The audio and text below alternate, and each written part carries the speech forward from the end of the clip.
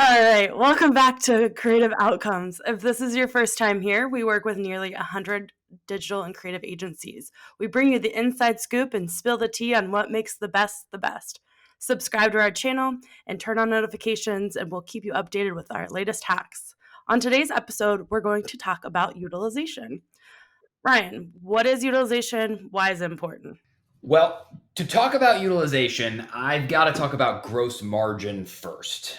Gross margin, I think a lot of people know, but it's ultimately the money you make after you pay for the cost to service the work, like service salaries, right? What makes a good gross margin can depend on a lot of factors, but generally we like to see our clients in the 50 to 60% range, ideally. If you don't have a gross margin in the 50 to 60% range, it's usually the result of one of two things, right? The first thing is you are not charging enough for the work that you have, so the price is wrong. The second possibility is that you have too many people for the work that you have, or you have a cost problem. The way that we determine if you have a cost problem, if you have too many people, is by looking at utilization. Exactly. So let's break it down a little bit. Utilization is the amount of employees' available time that is productive and billable. It's very easy to calculate. So you take the total employees' billable hours or total client hours and divide it by the number of hours available. For example, if you have someone working on a client for 32 hours, and it's a standard 40-hour work week, you would just take 32 divided by 40 and you have an 80% utilized employee. If utilization is too low, you're going to struggle to earn that adequate gross margin. After all, you're paying for hours that you're not generating revenue for. But utilization can also be too high. If it's too high, you're facing another set of challenges. So you could risk burning out your team.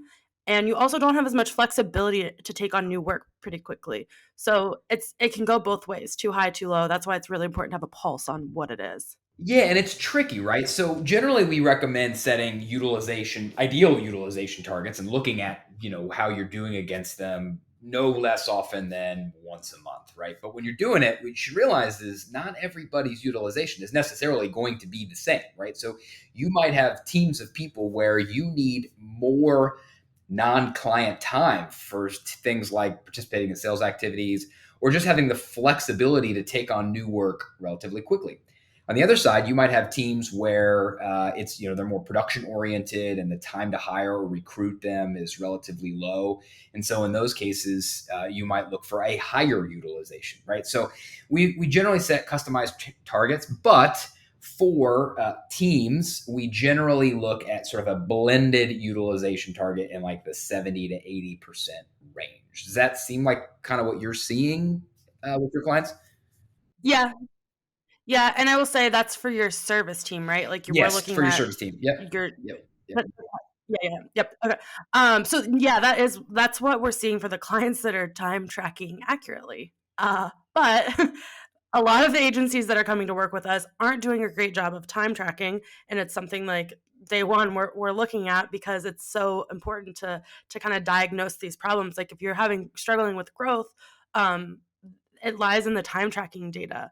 And we've got a whole other video devoted to this topic, so check that out. I won't get on my soapbox right now, but yeah, it's a mixed bag of the ones that are doing well, they're hitting those targets. The ones that can't motivate their team to track their time, it's a little bit more difficult.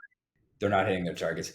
Yeah, and that's a bummer, right? Because I would say that when we talk about the clients that are coming to us or the prospects that we're talking to, the number one problem that they are facing or the challenge that they have is trying to figure out like when they can or should hire, right? And quite frankly, that is maybe one of the other secondary benefits of tracking utilization. It's determining and managing the gross margin and then being able to answer the question, when can I hire next? And to be honest with you, like that's the thing that's hard about agencies. Like every business has the thing that's hard about making it operational, right? Like if I'm e-commerce, it's supply chains. And if I'm manufacturing, it's manufacturing.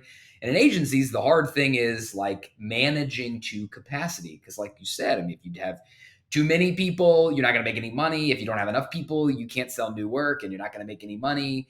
And so the solution to that is utilization. Like you just set this like thoughtful utilization target And when your team exceeds that, right, they're over that utilization, that means you got to hire more people. And it's that easy. So you take the emotion out of it, you take the second guessing out of it, it just becomes math.